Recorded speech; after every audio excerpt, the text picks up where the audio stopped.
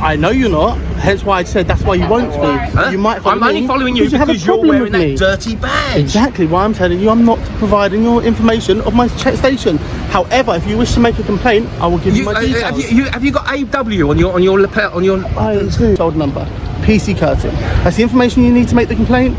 You can do that. What station do you come from? I do not need to tell you that because I'm not dealing with you. Dirty police officer. See you later, sir. Badly dressed, not observing his uniform policy several ways. In today's breakdown, we're looking at a striking exchange between a well-known UK auditor, Thin Blue Lie Not Allowed, and Metropolitan Police Officer PC Curtin.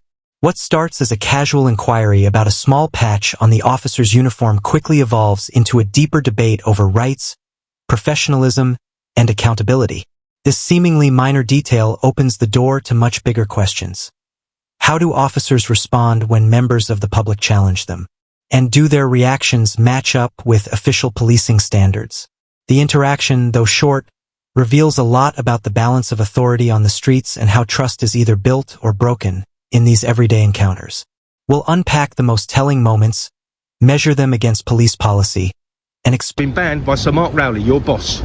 Now, do you come from Charing Cross or not? That's not for me to tell. And can you identify yourself, please? There's no obligation for me to identify. Constable Curtin, please give me your shoulder number. That's not obligation to me to identify. It absolutely is. So you are a crooked police officer that's breaking your policies. All right.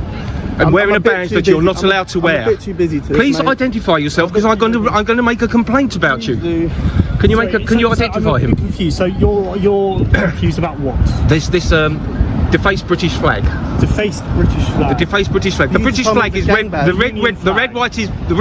The British flag is red, white, and blue. There's one up there. Look, red, white, and blue. Right. It's not black and white, and it's been defaced. So you tell me it's a gang badge? It's a gang badge. Yes. My understanding for what you call a gang badge, which I may not call a gang badge, but you say it's the public call it a gang badge. Is it the blue line you don't. About? This does not have a blue line. I know it doesn't. It doesn't matter. It's a gang badge. How is it a gang badge? I didn't call it a thin blue line, did I? Well, that's what you identify as a gang badge, no? Julie, the gang badge was worn by two of the worst nonces this country has ever produced that were in the Met, called Carrick and Cousins. I'm a bit too busy. They wore that badge. Just right? take it off, and I'm going, and I've gone. I've gone. Can you? Is he from Charing Cross? No. The exchange begins with a pointed question. Why is PC Curtin wearing a monochrome Union Jack patch on his sleeve? The auditor raises two central issues: whether it breaches official uniform policy and whether it undermines professionalism. On the rules side, the concern is clear. In 2023, Commissioner Sir Mark Rowley reaffirmed that officers may only wear approved emblems, such as remembrance poppies or memorial pins. The monochrome flag, specifically, was banned because of its links to political movements and the risk of it being misinterpreted. For some, the patch is a sign of solidarity with fallen officers. For others, it's seen as divisive and out of place on a police uniform. The auditor seizes this moment to highlight a broader cultural problem within policing: how seemingly small breaches of policy can feed public doubts about integrity. His comparisons to past scandals may feel heavy-handed, but the message is clear: trust is fragile and symbols matter. By reframing a patch as a question of accountability, the auditor shifts the focus from uniform detail to the larger issue of whether officers are truly upholding the standards expected of them. Why do you wear it? Can you name any police officer that died in the line of duty? Oh, here he is. The cavalry's arrived. The cavalry. What are you doing? Yeah. Excuse me, officer. Can you ask him to remove the gang badge, please? Sorry? The gang badge. He's not allowed to wear any patches This on your gentleman has an uniform. issue with... I'm not his sergeant. Yeah, but you can. You're rogue, aren't you? Can you ask him to tell me what station he comes from? No, so you're all in on it, yeah? You're all in on it. Won't Constable? What's your name? Curtin. Gang badge boy, aren't you? What other policies do you choose to ignore, Curtin? Huh? What other policies? Can you call me your sergeant and check down at Charing Cross, please? No, I can't. I'm sorry. Is your body warm on? No, it doesn't have to be. Can you put it on, please? Because you don't want him to be seen, do you? That's so. It's not going to go on YouTube. I don't think so, unless you. Unless, okay. Well, you're filming please, anyway. So yeah. I trust that you. Curtin? Can you please put your body warm on now, please? I'm right. Why won't you put your body warm on? Because you're embarrassed for people to see this. Like, you're going to put it on YouTube. Why? It's because it's the right thing to do, young man. So we've been standing here, waiting for our tour of duty, and where we've been deployed today, as under the raw. Don't appreciate you. Okay. Don't appreciate what we've been doing you. is we've been waiting for our direction of our inspector. Who's your sergeant? Who's your sergeant? I don't have to tell you that either. So. You're so dirty that you won't even put your body warms on for this. I don't need to. Can you identify yourself, please? I'm not using any powers against you. No, you I've haven't got any powers against me. You haven't got. No, that's why I don't have to. What is your name? I can't see your name. You've already had a look at it. I haven't. And you've already said on camera my shoulder number, which is 1587 Alpha. And what's your name? Was it Tulip? CAMP. Camp. Yes. Oh, okay. What's that supposed for? Do you have an issue with my name? Why are you stepping up? No, absolutely no. Do you have an issue Are we with not my allowed name, to sir? smirk in this country anymore? Do you have an issue Are we with my not? name, Absolutely sir? no. Step back from me. You just No, stepped I'm up to alright. me. Step back from me. You don't have to step, mate. Step back. I'm going to make a I'm step okay, back, sir. and if Okay, you that's take another step forward, I'll take it as a No, threat. that's fine. I just wanted to have a conversation with you, sir, but you're shouting. What? I just because you just more or less threatened me by stepping up to me. I didn't Are we threaten, not allowed sir. to smirk in this country anymore? Why are you laughing at my name when I say Are we camp? not allowed to smirk? Do you have an issue with my name, sir? Absolutely not. I've just said to you that. I've got an issue with this young man here wearing the gang badge. Okay. That's fine. If you'd like to make a complaint, sir, you can. The second key theme in this encounter revolves around officer identification. The auditor asks PC Curtin to provide his name, badge number, and station. Basic details meant to ensure transparency. Legally, the rules are specific. Under the Police and Criminal Evidence Act 1984, along with the College of Policing's Code of Ethics, officers must share their name and shoulder number when exercising powers. Giving their station, however, isn't a requirement unless they're carrying out a formal stop, search, or arrest. Curtin does give his name and badge, 2144 Alpha Whiskey, but refuses to name his station, which the auditor interprets as evasive. On top of that, the officer's shoulder numbers aren't clearly displayed, another technical breach of uniform standards. These small lapses build on the earlier flag issue, creating the impression of carelessness. The conversation soon turns to body-worn video. Metropolitan Police policy encourages officers to activate cameras when tensions rise, though it isn't mandatory in every scenario.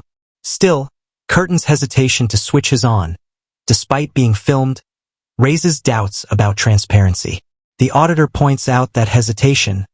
Not for you. Have you ever heard of Yvonne Fletcher? Have you ever heard of Yvonne? You have never heard of Yvonne Fletcher, and you're wearing that badge, aren't you?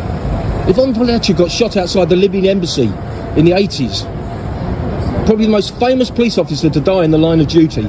And you're still wearing that dirty, filthy, disrespectful British flag. How's your mates like? I wonder if he had one on. Call some backup. Or why haven't you put your body warm on?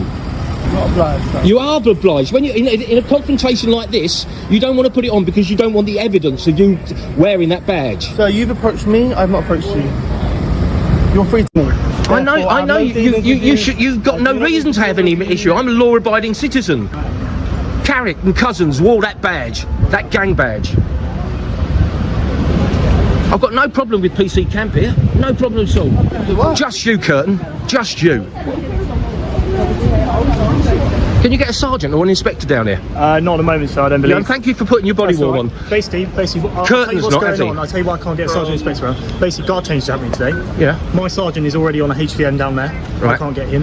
The inspector is going to be dealing with the footprint inside, so we can't get anyone down there at the moment. Well, I'm sure there's. We don't have to get someone down. Why? I mean, why do Why do we have to suffer a dirty police officer like this? Have you already phoned 101? Huh? No, I couldn't get through to him. You can get through to them. Absolutely are. I'm not You dealing with absolutely are. I'm happy though to provide my information if you wish to make I want to know what police station, because I'm going to go into your police station and complain about you. Complain about me. I want to complain about your police station. Where is Tell you it? that, 'cause that's the place Why? I Because work you're at. embarrassed. It's the place I work at. Yeah, absolutely. You work in the streets of London, fella, and you're wearing that dirty badge. You have a very big interest in me, sir. I do not want you What is following wrong me. with you? Okay. Do you want I my won't be details? following. I'm not following him, Camp. I'm not following don't Camp. have a I'm following problem you, with him, apparently, Kurt. do you? Huh? You don't have a problem Yeah, with I mean, him. I absolutely don't. He looks like Right, a very so why would you follow acceptable. I'm not following him. I said, are you deaf? I know you're not. Hence why I said that's why you won't be. Huh? You might follow I'm only me following you have a because you're problem wearing with that me. dirty badge. Exactly why I'm telling you I'm not providing your information of my station. However, if you wish to make a complaint, I will give you my details. At its core, this encounter isn't just about policies or patches. It's about communication, accountability, and how small interactions can shape public trust. The auditor takes a confrontational approach, pressing PC Curtin with tough questions and blunt comparisons. This style exposes genuine lapses but also raises the temperature, making productive dialogue harder. Curtin, in response, keeps his answers clipped, avoids direct engagement, and refuses to remove the patch, choices that only fuel the perception that he's dodging responsibility. When another officer, PC Camp, arrives, the tone briefly shifts. Camp responds calmly and with more professionalism, but even that isn't enough to shift the outcome. Curtin stands his ground, and the patch stays put.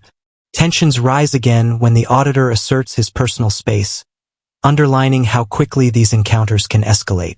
So what lessons emerge? First, the monochrome flag patch isn't allowed under Met policy.